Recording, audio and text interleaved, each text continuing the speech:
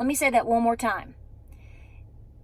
So basically, you're a nut job if you buy extra cat food, pinto beans, tampons, and, Spam. But you're not crazy if you keep standing in the middle of the road and investing thousands or hundreds of thousands of dollars right now into the housing market and the stock market.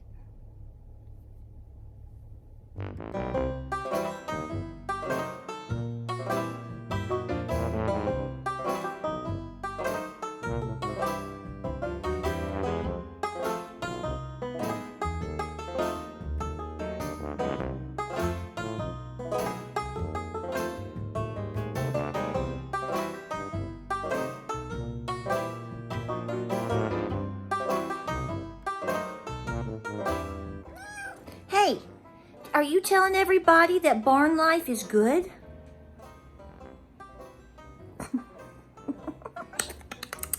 Say good morning, everybody.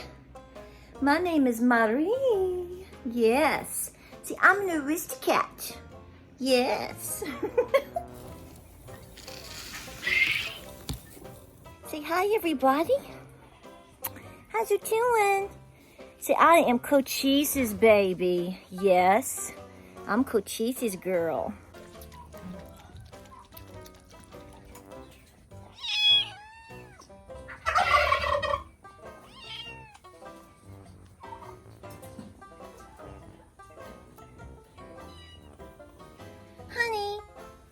Honey, what are you two varmints back there doing?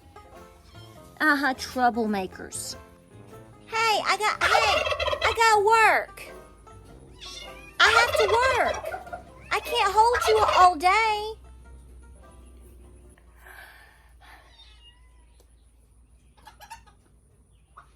So hey guys, welcome to Appalachia's Homestead. We have some developments and we have some news for you today. I may have to go get to a cooler spot. It is very hot this morning. It's gonna be 90 again today. Humidity is up and there is no chance of wind at all. So I may have to go get a sip of something cool and we're gonna talk about it. So as I'm trying to find some shade and talk to you, I don't know if I'll make a video on this or not. I think a lot of you have seen information about this, or if you are thinking at all, you better be getting your animals off the road.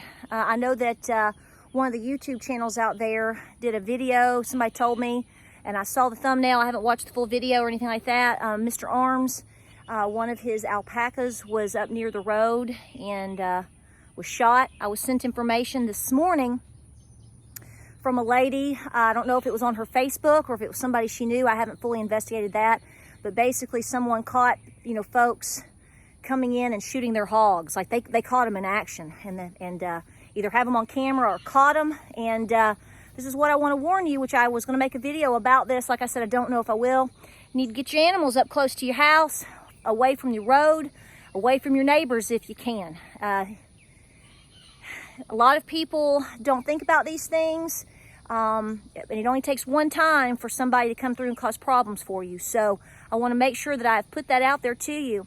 Fencing, cameras, all of that is great, but at the same time, you're going to have to be very proactive in trying to protect your animals right now. It's always been this way. That's not necessarily a new topic, but I think with the intensity of things going on right now and with the economy and people being desperate and going to be getting probably more desperate, you become a target. So basically what I'm trying to tell you is if you're going to come after Miss Lubell or Miss any of my babies, you're going to be coming down to my house. You're going to see me.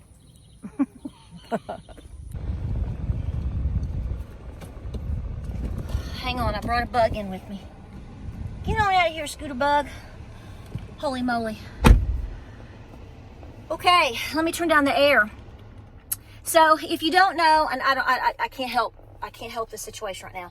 If you don't know, day before yesterday, I adopted some barn cats, some little babies, and I put out we talked about it in a live stream last night with Mr. James, and then yesterday I also put out a post thanking so many of you for contacting me, basically trying to give me your kittens and your cats. And I appreciate that. I know a lot of people are in different situations right now. I've probably been offered somewhere between 50 and 100 kittens right now.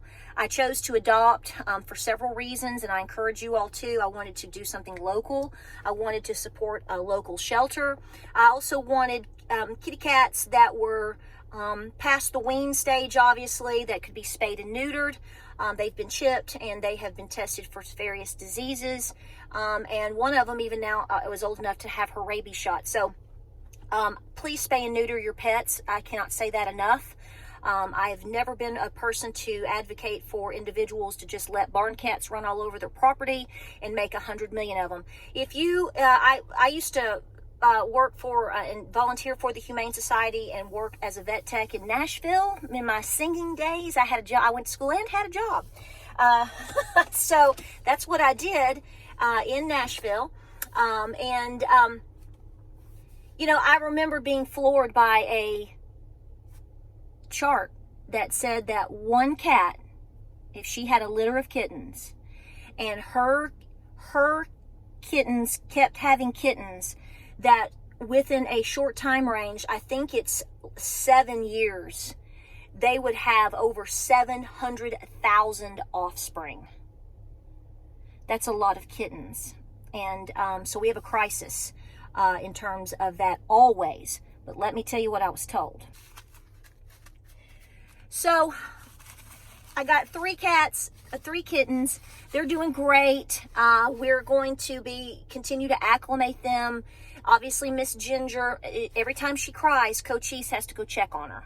She's kind of the loudmouth whiny butt. The brother and sister, Fritz and Faith, are coming around and doing, you know, a little bit warming up, doing a little bit better, playing a lot more. Little Faith, she's doing good. Her little incision is doing really well.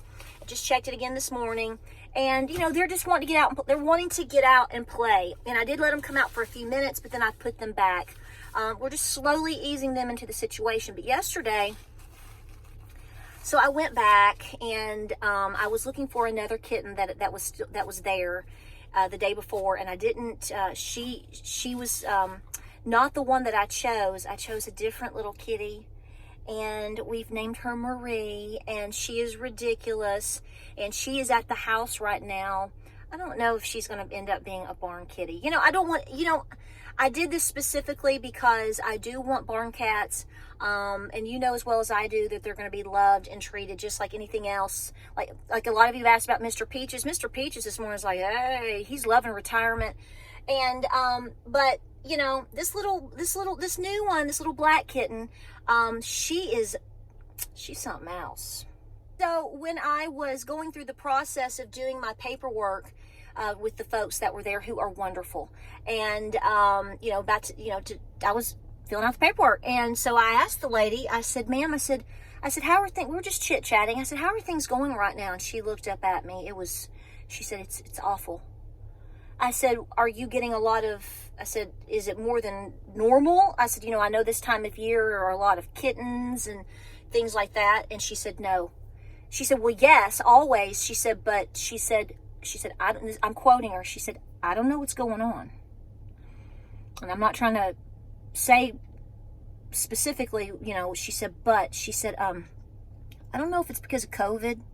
I don't know what's happening. She said, but a lot of people, they can't afford their rent anymore. Their rent is going up. She said their rent is going up and they're having to move or they're getting kicked out, and they can't afford their rent, and so they're having to surrender their animals. And she said specifically, she said, we're having a major issue with large breed dogs. She said we're really having to work with a lot of other shelters and societies in different states, especially up in the north. Basically, we're trying to, in a sense, trade off animals. She said because certain animals are more popular in different regions. And she said, so we're really having to work overtime trying to place animals. She said, because she said, we've never seen it like this before. So I want to bring that information to you. I want you to hear that because We still, I don't think my audience here is having an issue in being in denial over all the problems that we're seeing. But you know as well as I do that there are people out there that will try to persuade you to think that basically you're nuts, that we don't have a problem, and that you just need to calm down and you need to keep sinking your money into the stock market. And if you want to buy a house, you better go buy your house today. And you don't need to worry about food supply, and you don't need to go buy personal items for you and your family.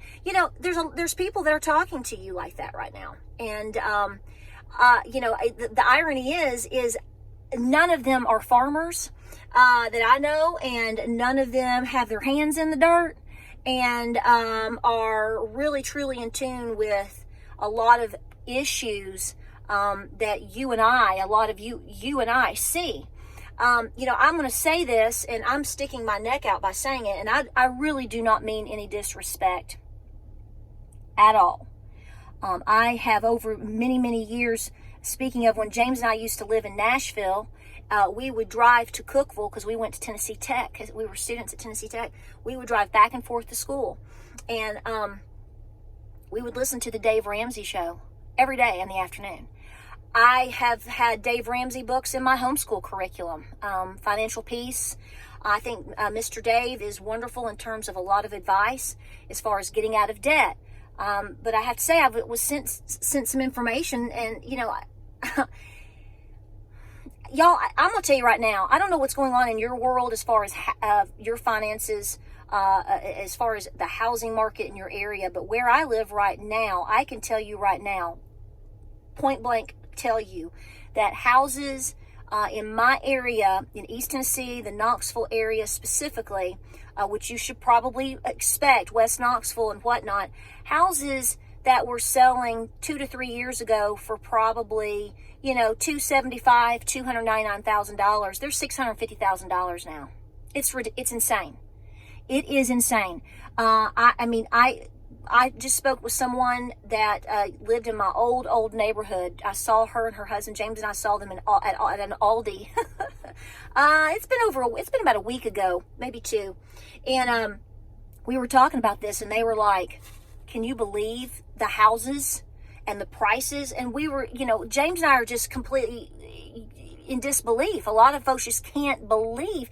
I saw friends last year talking about houses in West Knoxville, houses that, should be, a couple years ago, they'd be like $150,000, $180,000. They were $350,000 last year. And I honestly didn't believe it. I was like, are you kidding me? Well, now I've seen the numbers. I've seen the listings. I've seen these things, and this is going on. I don't know how the average person right now, with inflation and gas prices and all the stresses and the job layoffs that we are seeing and all the problems, how is the average lower to middle class person, even if you are debt free, how in the world are you affording houses that are $500,000, $550,000, $600,000? Now, if you're wealthy and maybe your mama died and left you a bunch of money, good on you. I mean, I'm sorry for your loss, but I'm just saying, I know there are individuals out there that can do these things, and I think that's wonderful. I hope you're smart with your money and you've got a full pantry and you're very happy. But I have to say that, Mr. Ramsey on his Instagram has some videos up and some stats he's put up for the past couple of days, and I read through them this morning, and he was saying he doesn't think that basically housing prices are going to go down at all. He doesn't believe in a crash is coming, and that houses are going to stay as high as they are, or you're pretty much going to be in the market like this for the next 5 years.